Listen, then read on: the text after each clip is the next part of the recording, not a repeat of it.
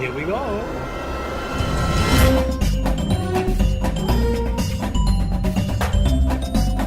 Welcome to Design Approach. What you are about to listen to started out as an experiment. I invited my good friend, Dr. Sultan Magruder, to the podcast, thinking it might be a little difficult to map the connections between the world of psychology and the world of design. I was pleasantly surprised with the outcome. Within the first 10 minutes, we were talking about designing therapeutic AI systems. This even further entrenches my idea and theory behind this podcast, that every single high achiever uses design principles in their everyday life, on the job, outside the job, for just every kind of purpose. I hope you enjoy this interview. It has inspired me to interview more people with a wider variety of occupations, try to, pick their brains, steal some of their great knowledge, give actionable items for us as creative professionals to use in our own design practices. Last bit of housekeeping before we get to the interview. I have a quick disclaimer. The viewpoints articulated by Dr. Sultan Magruder throughout this interview belong solely to him and do not reflect the viewpoints of his current employer, any of his past employers, or any prior educational institution or instructors in which he has studied. And now, my interview with Dr. Sultan Magruder. So I want to welcome to the podcast Dr. Sultan Magruder. Welcome. It's good to be here, Trevor. Thanks for having me. So before we get started, I just want to give a little bit of context here for the listeners. So we're friends. We've known each other before this interview.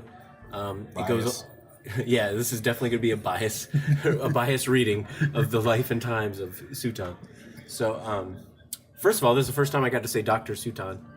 That's pretty baller. It's weird hearing it. Yeah. Hearing it from you.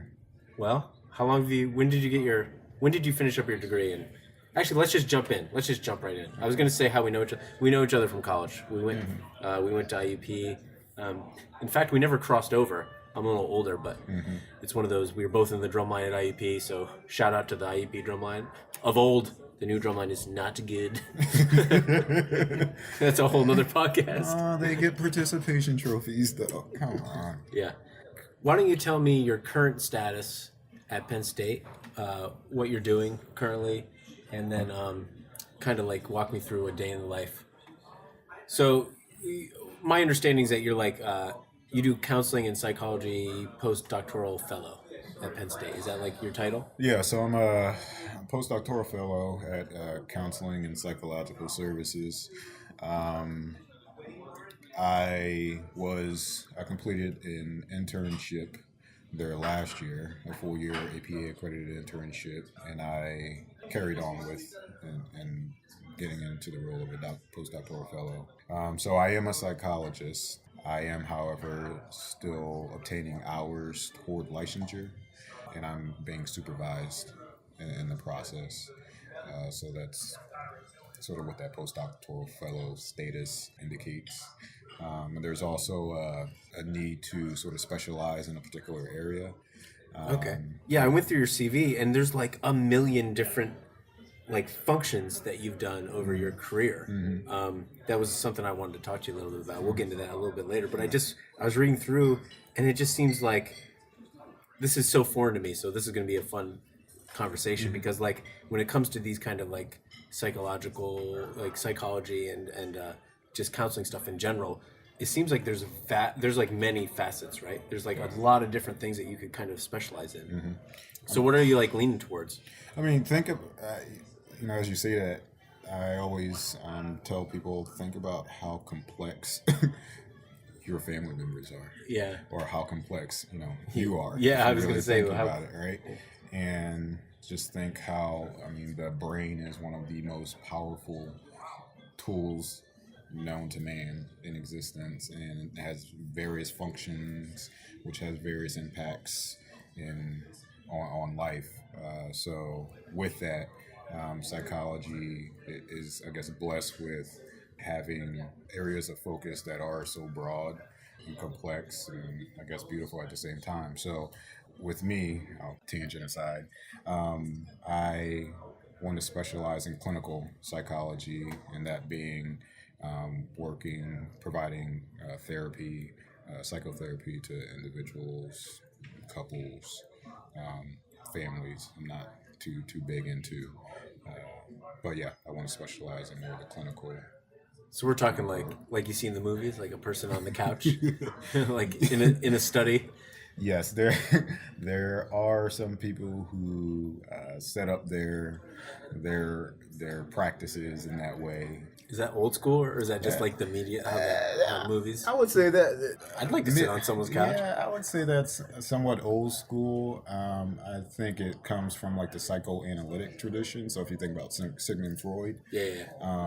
and I think, and don't quote me on this, but if my memory serves me correctly, the function of like having that couch and someone laying there and having the therapist sit then behind them was a way of being more objective and not allowing the therapist's presence to influence the disclosures of the patient.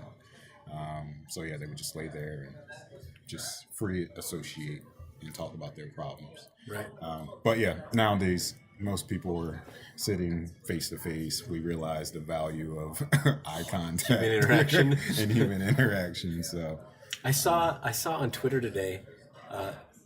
It was kind of like a clickbait kind of thing, but it said, "Your next psychologist will be a chatbot," and it just made me think of that. Like, well, in that old school fashion, you just have this, with AI, they could just kind of intake the statements you're making and go through a database of automated responses and be like, "I'm the robot behind the couch." I mean, there's probably validity to that. I would say that. Side note, it was like by like terribleresearch.com, like it was just clickbait. But no, yeah, one, I will say we will always have a job, period. So if that is just you being the programmer inputting, the codes or whatever to answer. But no, I think there's too much value in, again, like you talked about, the human connection, and I don't think AI is capable of adapting as much as a human is to. Not yet. Not yet, and again, I just don't.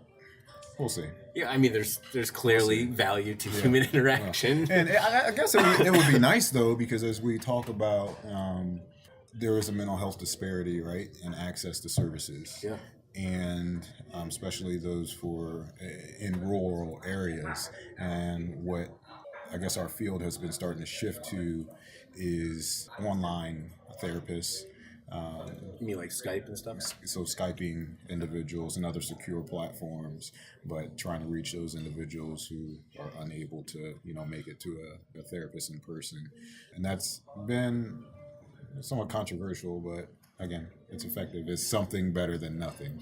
So as you talk about the AI, talking to a robot and getting some concrete skills and advice, is that better than not having anything at all? So I think there's research that's proven that it's helpful. Even though it's a chatbot, even knowing it's a chatbot, there's something cathartic about going through the act. I'm sure just like if you literally smile, you will feel happy, and if you make a frowny face, even though you're not sad, you will eventually feel sad. I'm sure you're familiar with all that research, as well as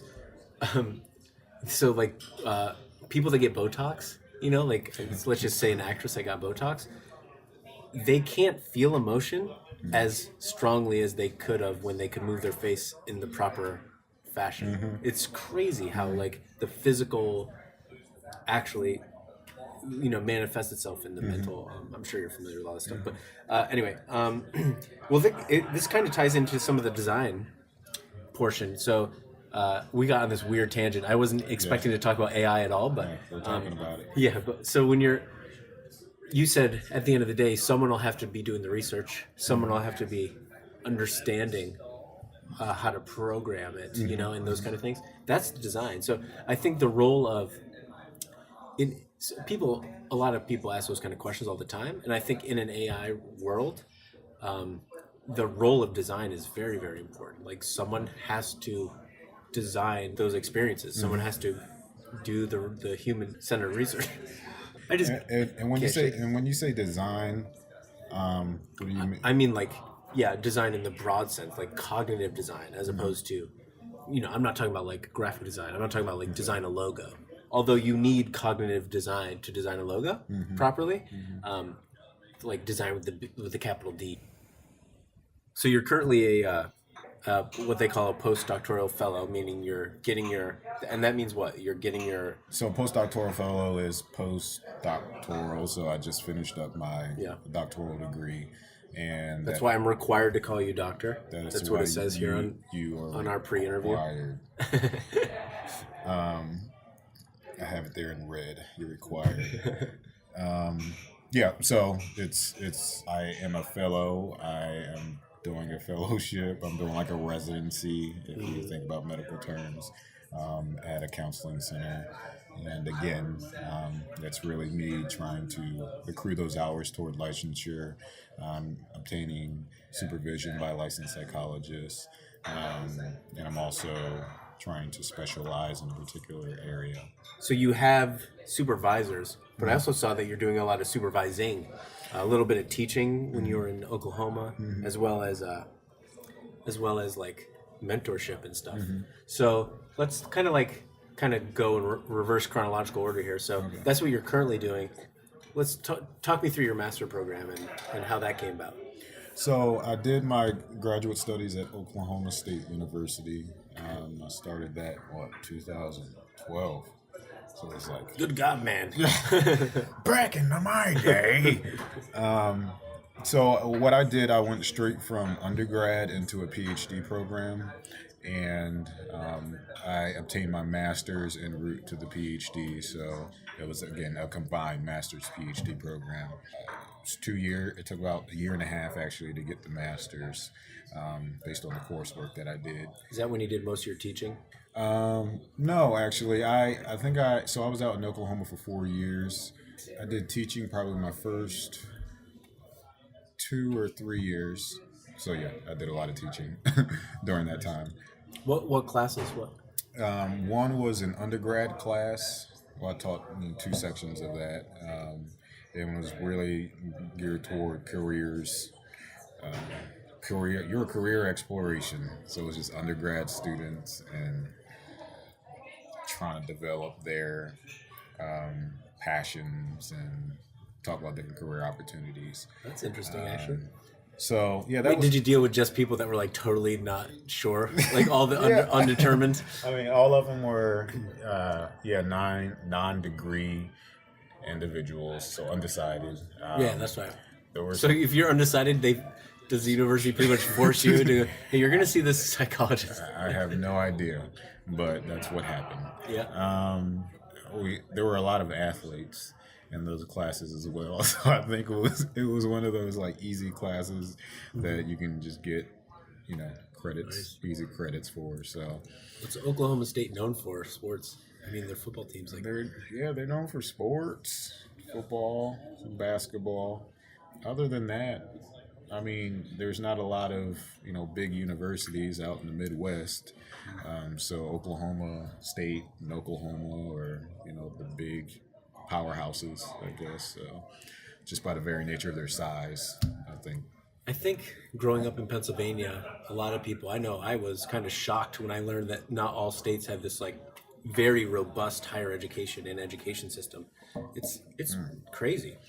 Yeah, if you and I don't know the stats on this, but Oklahoma, among a lot of those other Midwestern states, some of the southern states, if you're talking about Alabama, Mississippi, Georgia, they are among the worst when looking at performance in students in school and stuff like that. And we're talking about now they're facing various budget crises, which have been happening for a few years now. And those cuts typically come from mental health and education. So it's a wonder why. Did you see any of that when you were in Oklahoma? Some of the cuts. Yeah. Oh yeah, it was always. Really? I think they're always in the red. Since I've been there, they were always in the red. And Is that different than at Penn State? When talking about budget deficits? Yeah. Or just support, Oh, so support Penn State. I think by the virtue of having this university here, the standard of living is a lot higher, and thus the schooling systems are a lot better. So a lot more resources are here in State College, whether through primary and secondary education, as well as obviously Penn State, being that Research One institution. So it's definitely a stark contrast from where I was in Oklahoma.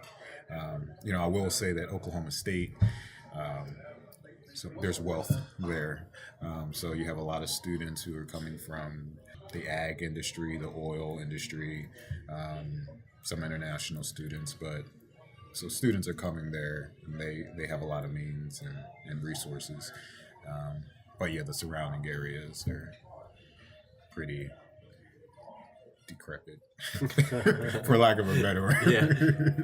That's just interesting, right? To see how this stuff plays out. And I don't even try to pretend that I really understand like economics and how it works, because it really is very complicated. Yeah. But man, when you pull some of those levers, you just see how it works. And there's just some, I really think when it comes to education, Pennsylvanians are spoiled. I mean, it's crazy. I just look at how, like I said, how great our higher education system is and the options. And, I'm totally biased, of course, because I live in a college town now, but like I choose to live in a college town. I love it. Yeah. And they're for all the reasons you said plus. But, so, I mean, how long have you been here now? So what, a year and a half? It's been a year and a half? Yeah. Yeah, so just for the listener's sake, because we're part of this drumline family. community, family from IUP, even though we never actually went to school together, you just randomly, and this is the beauty of social media, right? You just randomly post, not randomly, you just said on Facebook, hey, I'm moving back to Pennsylvania from Oklahoma, because I was aware that you were doing grad school in somewhere away, but I didn't know where. And you're like, I'm going to Penn State. Like, does anyone know anyone or something like that? And I just PM'd you. Yeah, man, I live here now. And that's how we kind of rekindled our our relationship and started to hang out a little bit more. So I'm just grateful for social media like that. It's how I stay in touch with like a vast majority of our college friends. Is like, without Facebook, I wouldn't ever see them. Yeah, and it's interesting. I thought I would speaking to the idea of like connection.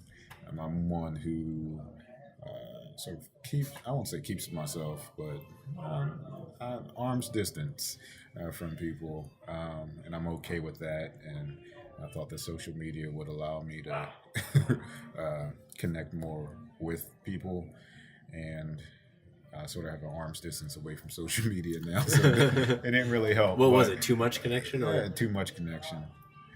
So it sounds like some of your training and some of your work is around people in crisis. Is that fair to say? Yes, that's fair to say. Okay. Is that like you're smiling? So does that mean like it's mostly like? It's interesting. Is crisis the wrong word? No, because there is an aspect of the work that we do that is crisis centered. So just a little background or a little bit of explanation about like the responsibilities. So I do have different roles, I guess, in my job. And part of that is client work, so working directly with clients. Obviously, you have your administrative tasks, but also supervision and then trainings or seminars. And so with the clinical work, that can take the form of brief screenings. So individuals who are calling in do a 10 to 15 minute assessment, rapid assessment of what their needs are. And then I create a disposition. So do they need to be seen in-house for an urgent appointment or crisis appointment? Can they be scheduled on the wait list? Can I refer them to the other resources that we offer, whether that be a group or different workshops or online resources that we have, or am I referring them out to the community or referring them to UHS or the which is our University Health Services. So speaking to the crisis then, I laughed because there are different periods in the semester that individuals will be experiencing crisis. Okay. So that makes sense. While I wouldn't say that the majority of my work consists of working with individuals who are in crisis, based on the time of the semester, I can probably have the majority of individuals who are in crisis. So for example, I would see a lot of people in crisis when the semester first starts. So they're coming, a lot of them are freshmen as well. So they're away from home, so they're homesick. Oh God, what did I do? Like, what did I get myself into, right? Yeah. So overwhelmed, I'm not connecting with friends and organizations. So there's where you'll see a lot of crisis. The fact that Penn State doesn't have a fall break, unlike what most other universities have, students are in school for so long, and they're getting angsty, and just by the very nature of the length at which they're here, that creates a lot of distress for them. So you'll see a lot of crisis before the Thanksgiving break. And then obviously that'll then come back during like finals week. Individuals are recognizing they're not doing well in classes.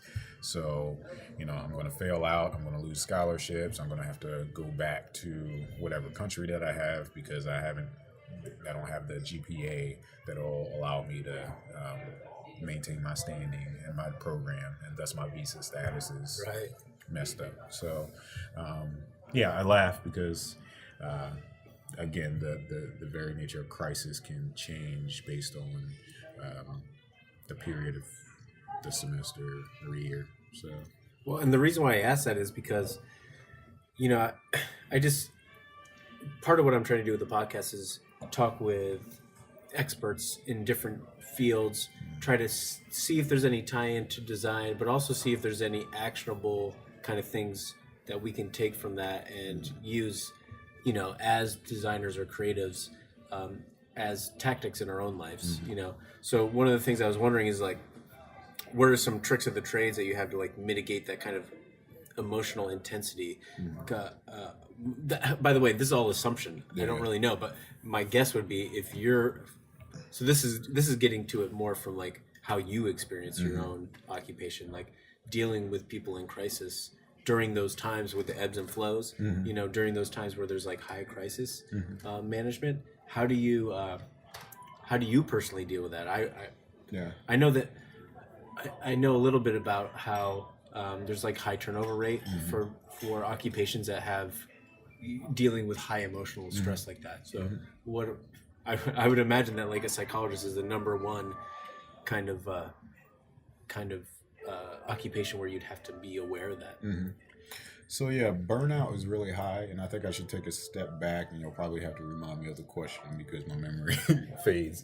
But let me take a step back and speak a little bit more to the crisis. So what we see in crisis can vary as well, right? And so I talked to you about students who may come in at the end of the semester.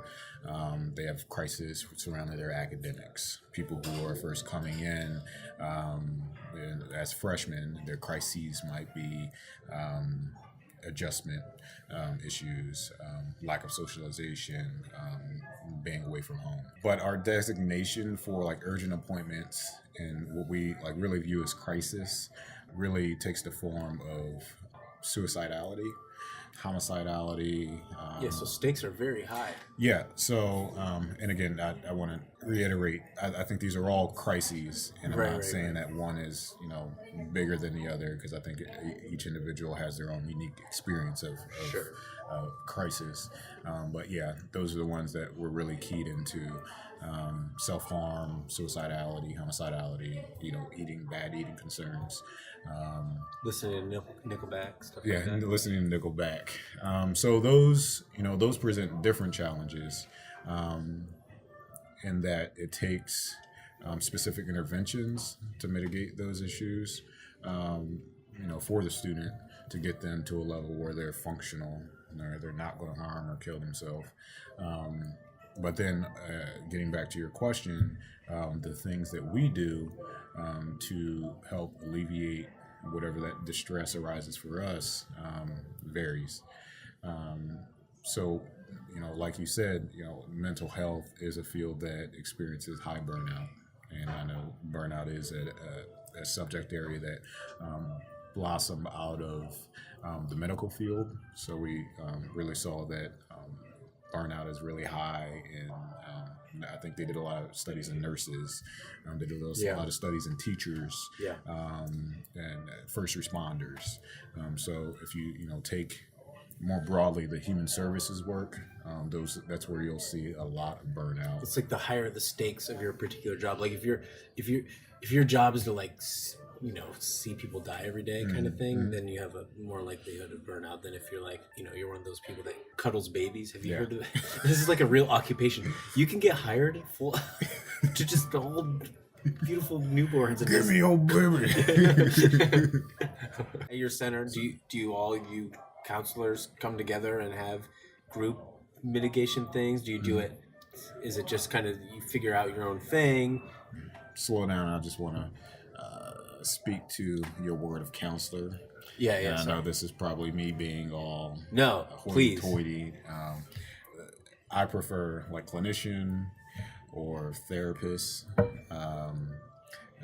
counselor. I think it's can be all encompassing, and I know generally, our center is called Counseling and Psychological Services, so people view us as counselors. Administration will say, "Go see a counselor." And that's fine and all. I had a counselor at summer camp. Yeah. Right? I get your point. Yeah, let's have some differentiation. There does, need to be, for me, some differentiation. And again, No, I get anyway. that. No. And, for a lot of early career professionals and even, early professionals, I should say, because, they're graduate students who are also in the role of being a therapist who are seeing clients. Just wouldn't call it their career, I guess. But individuals who are early in their early stages of the work, they're the ones who are experiencing the most burnout. And a lot of the times we see that they have a difficulty separating themselves from the work, separating themselves emotionally and cognitively from the work, such that they're taking these things home with them. Have you ever experienced anything like that? Oh, for sure. Yeah? For sure. I remember in my early work, I remember one client vividly who was dealing with some long-standing depressive issues, a lot of negative evaluations about themselves. I don't know if I gave gender away already. I'm trying to be confidential.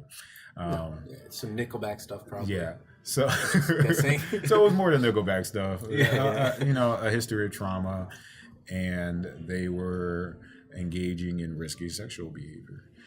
They viewed themselves as an object to be taken advantage of.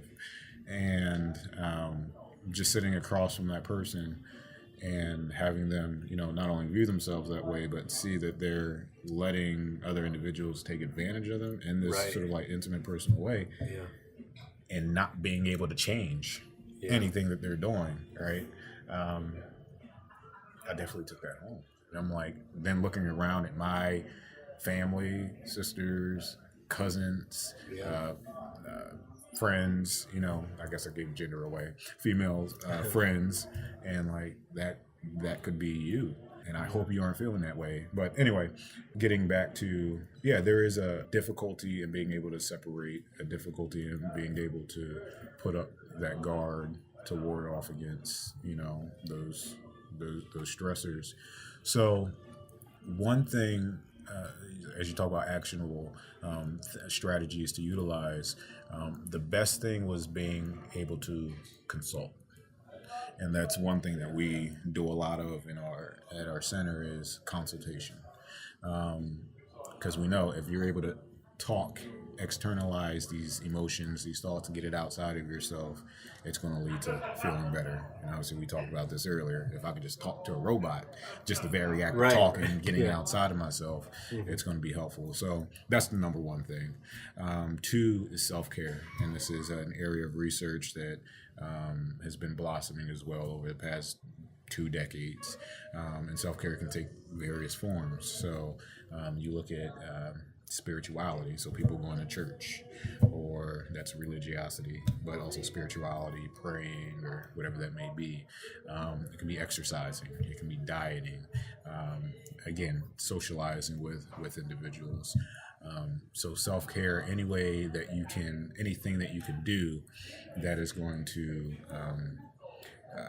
allow you to de-stress, allow you to get to a level that's more functional, is something that is highly encouraged. And even is that like a warning sign? Like if someone's not taking care of themselves, like if you see a coworker not taking care of themselves, like, oh, this person's like holding the baggage of their clients on their shoulder. Is that something that happens?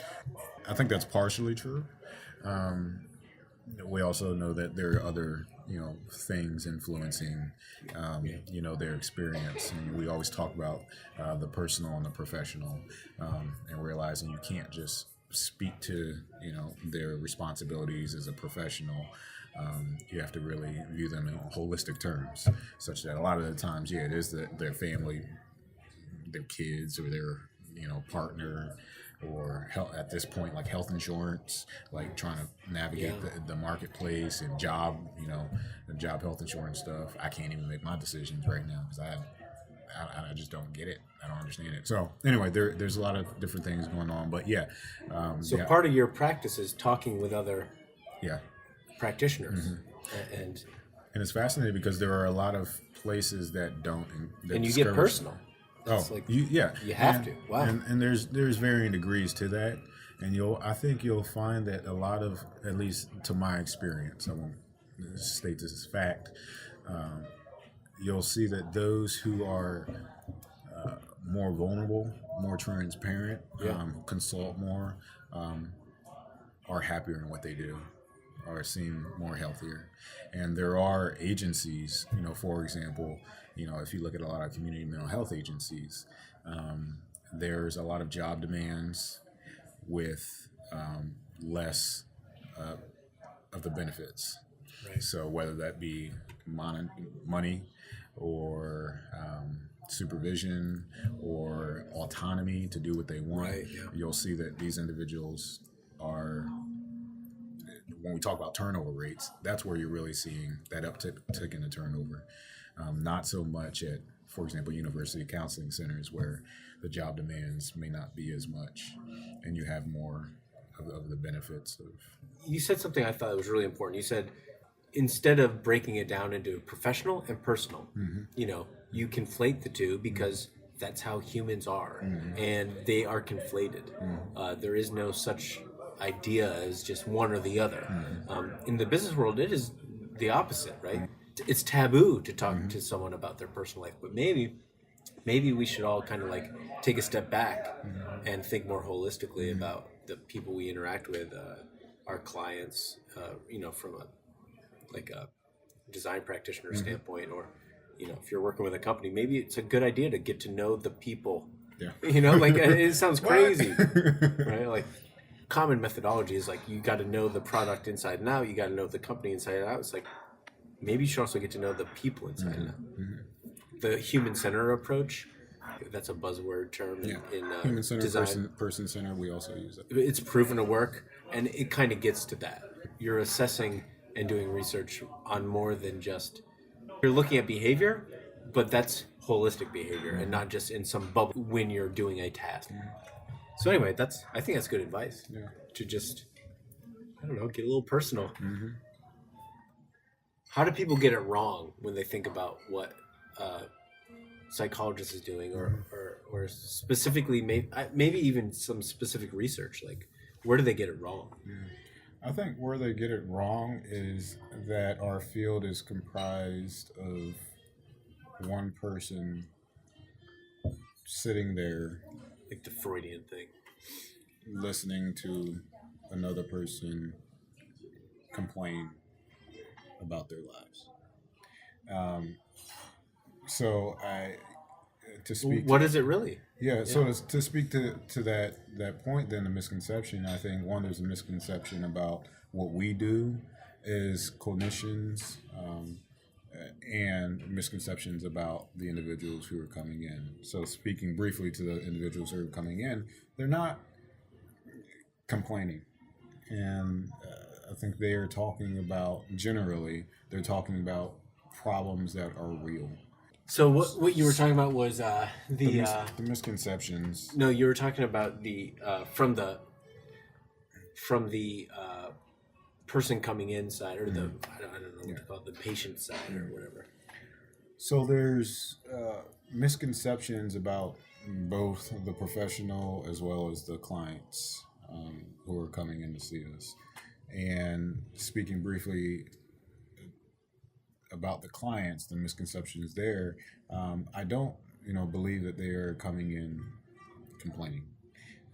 Again, these are individuals who are in real distress, and again, this is all subjective, right? So we can't objectify or quantify the degree of distress that someone is experiencing that will perfectly fit, their lived experience.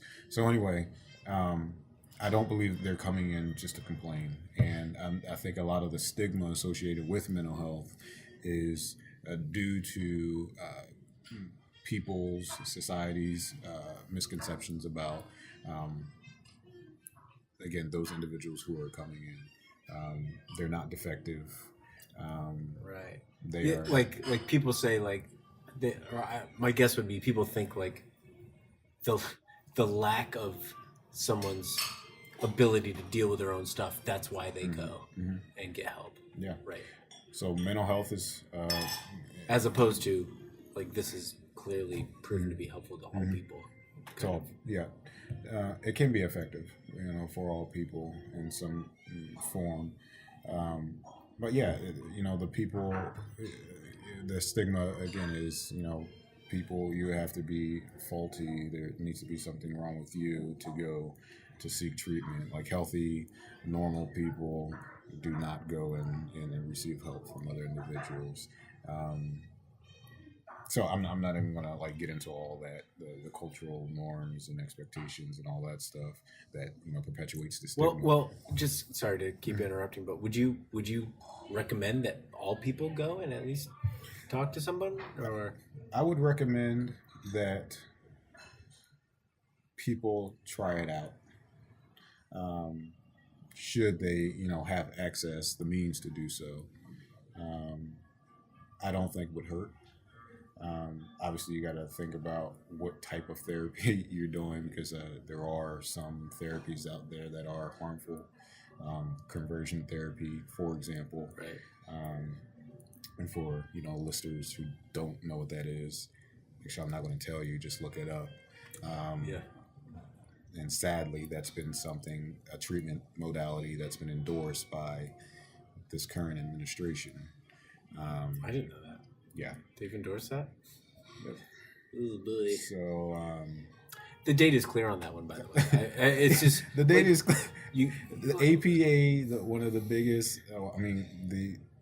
The overarching organization among psychology, clinical work is specifically clinical psychology. We've come out against that. ACA, American Cancer Association, they've all come out against it. It's clearly a pseudoscience. There's no fact based. Completely detrimental. Thanks.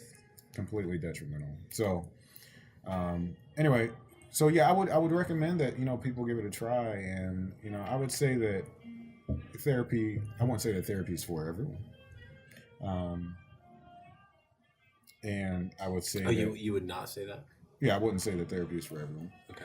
I wouldn't say that even though therapy may be beneficial for someone in one particular moment, um, in another moment it may not be. And again, this is all based on where they are at in life. But yeah, I don't think it would be harmful, and people should try it out.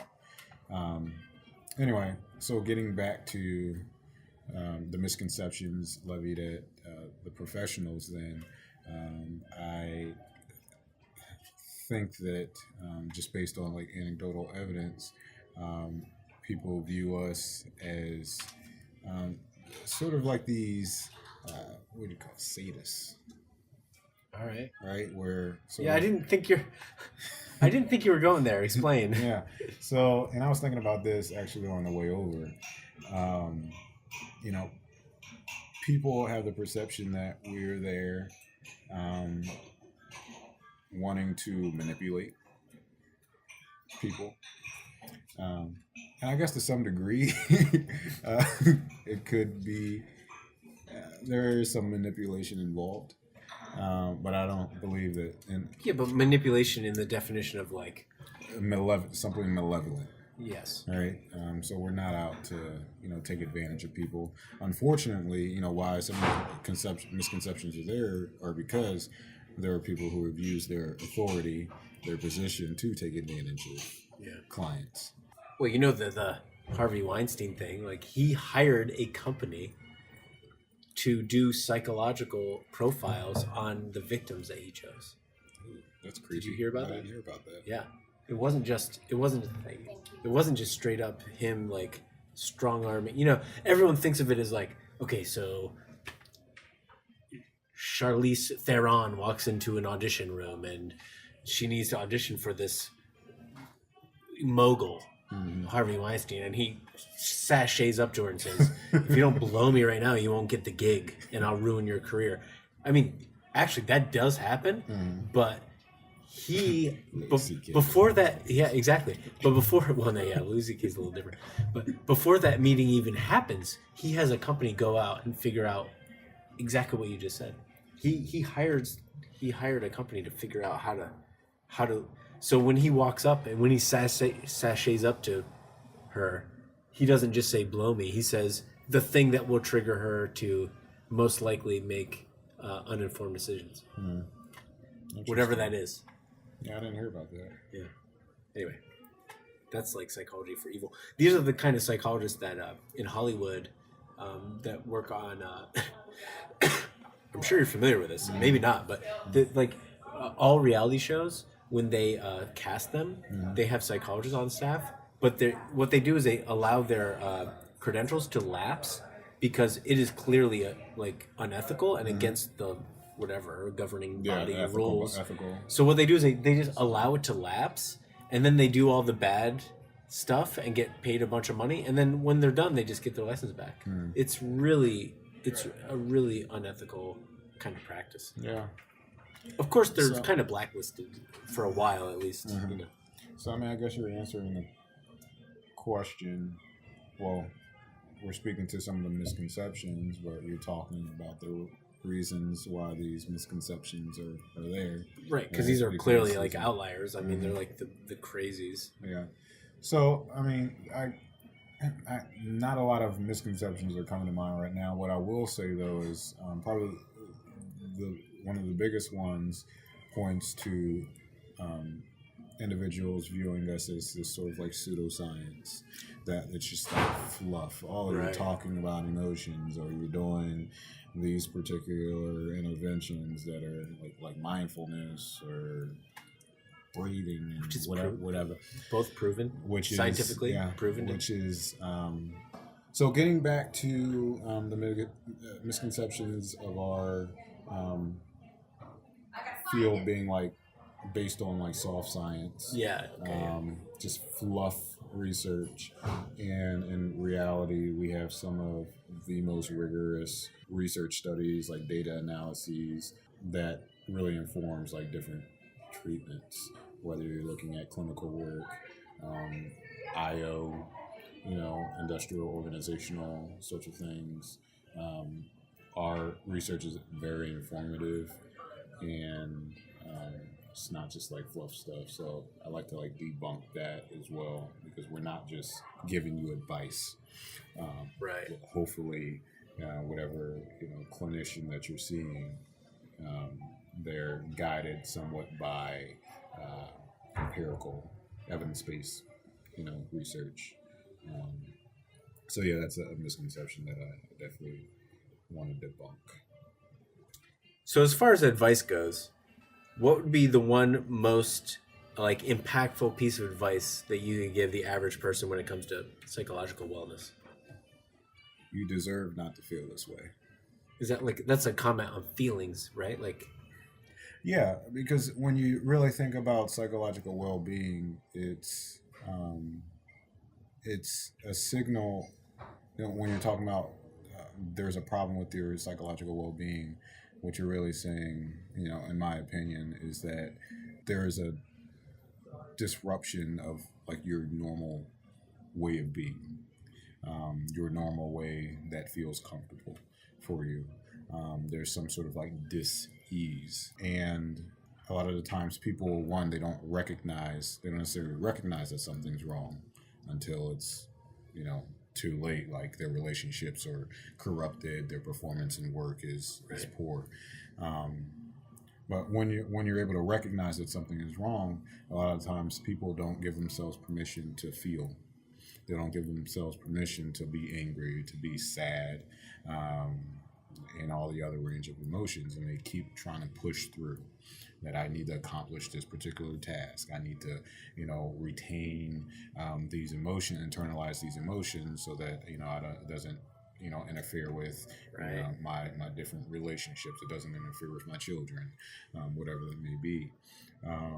And the act of denying yourself the ability to feel that way, again, further increases whatever the distress that you're having, but can also have the unintended consequence of normalizing, this is just the way that I'm supposed to feel. I'm supposed to feel stressed. I'm supposed to feel angry, anxious, whatever that may be. I've never thought of it like that. Yeah. Yeah. And the so- normalization factor, if it's not rectified over time. Yeah. So, if I keep following that pattern, again, That becomes a norm. Yeah. And so that's why, I guess I say, it's all right, to feel this way, because in fact, I acknowledge that, man, it's actually all right for me to sit with these emotions and be pissed and angry, et cetera, et cetera. I can then, that acknowledgement affords me the effort, the ability to do something then about it. Whether that be, again, if I'm feeling it, sometimes that's enough, right? Or I can then, do something else to help alleviate the distress, going and talking to somebody, going to exercise, going to telling my boss, hey, I actually can't come and work today, or I can't do this particular project, whatever that may be. So the acknowledgement that it's okay to feel this way can free me from that stuck place and allow me more mobility to get my psychological well-being under control. It sounds like a lot of what you're talking about is mindfulness. That's a whole nother. We need to do a round 2 and talk about mindfulness. Yeah. Because I don't know, I'm interested in that, and it seems I've never thought of mindfulness from the just academic like psychology profession standpoint. I just thought of it kind of more like self-help kind of stuff. Is there anything you wanted to talk about? So is there anything else I want to talk about? I do want to speak to the idea of like sensationalizing with the events that have been happening nationally. And we're talking about the gun the deaths associated with gun violence. Without getting political or I'm not taking sides, but there is a way in which these events become sensationalized to the degree of the killer is plastered on media outlets, Right. talking in depth about the event that happened and what led to the event and the, the instruments used in this violence and the mindset of the individual. I think when we sensationalize things, it sort of detracts from one, healing, right?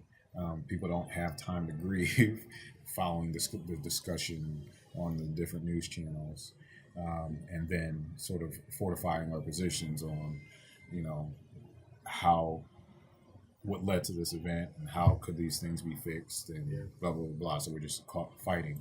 But two, that sensationalization leads to a lack of ability for more helpful discussion on how do we resolve these particular issues. So it detracts from healing, that grieving process and healing. Two, it takes away from informed discussions about how to change the issues. So that's on a sort of like national level. On a more local level, I think about here at Penn State, and I guess universities across the United States, there's been this sort of sensationalization surrounding sexual assault, hazing, all the different stuff. But let me speak specifically to like sexual assault, in that we've had media outlets in different different medium platforms, writing articles about sexual assault, which I think is good in the sense that it's providing more awareness surrounding this problem. However, the sensationalization aspect of it leads to a sense of panic and fear. And while this should be a focus, because unfortunately, I think it's, 20% or a third of individuals will report being sexually harassed, the or numbers assaulted are staggering, in some way in their lifetime. It's definitely a problem that needs to be talked about. At the same time, when we plaster these things on the front page, it leads to, again, this sense of like fear, like I'm unsafe, and that can cause a whole host of other mental health problems.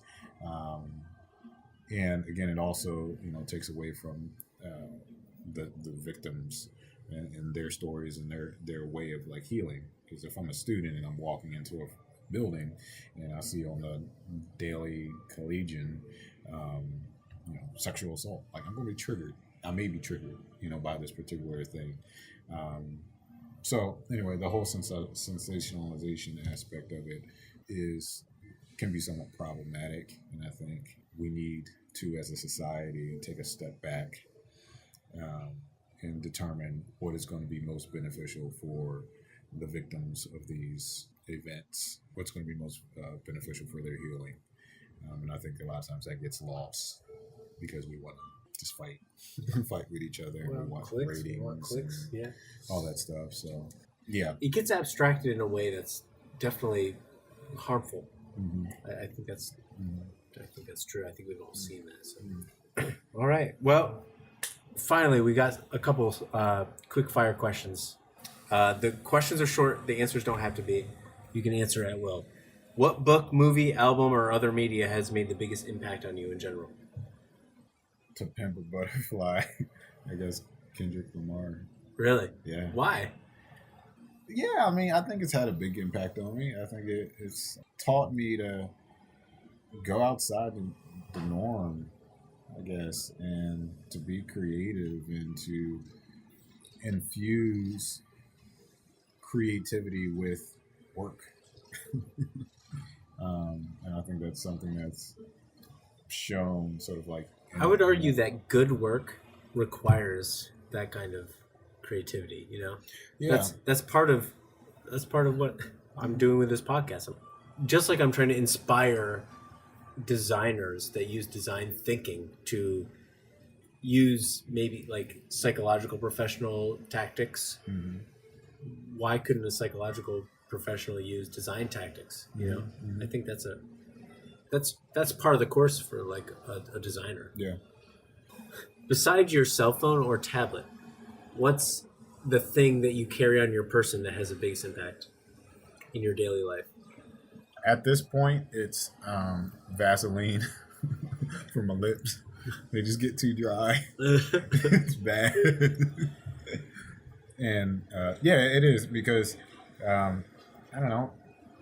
We get self-conscious as individuals, and I can get self-conscious myself, even though I exude this air of confidence. And I think at this point, the Vaseline is helpful in reducing that. If you had a time machine and you went back 10 years, what advice would you tell your 10-year younger self? I would tell myself... Well, put us where you are 10 years ago. Where are you? 10 years ago was 2007. So I was a junior in high school. Oh, that was back in the day. So I was a junior in high school. Yep. I guess what I would tell myself, I lived a lot by happenstance.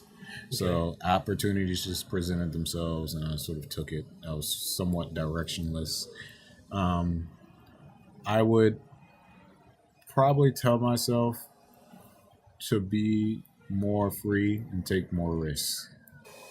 There was a point in time where, in my graduate work, where I was going to stop. That I was completely dissatisfied with what I was doing. Really? I had experienced a breakup. I think you know a little bit about that. And I think that sort of shook my core and made me question what it was I was doing in life. And I realized that I was staying in a lane or staying in a life course because I felt scared to like venture out and do something different. And I realized playing it safe is not always the safest way to go about living. Right? True. And when life happens, there's a lot of times there's nothing you can do about it. Right? So if I had to go back, I would tell myself to live more freely and to think about, if I did go to college, to be smarter about taking out money. Because right now it's about to hit 6-figure debt. Damn. And I will have to start paying back on this debt. So I wish I was a little bit smarter with money. But yeah, living more freely, taking more risks, and knowing that I'm still young. I'm a 28-year-old doctor. I have my life ahead of me.